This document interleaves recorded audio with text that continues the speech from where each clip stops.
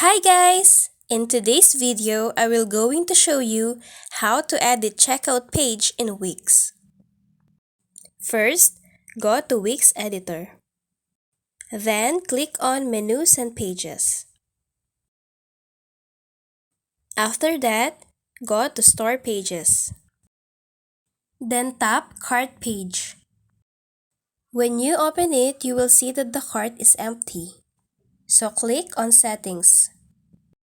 Then you will see the main, settings, design, and text.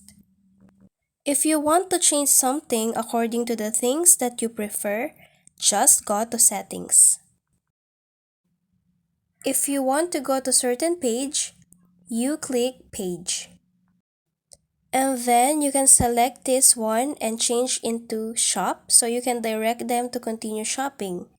After that, click done. It will then direct you to cart page where you can edit things like for example the background, text, and fonts. If you want to change something about payments, you can go here. And now that you're done editing the checkout page, you can click preview to see what it's look like. Thank you for watching! Don't forget to like and subscribe.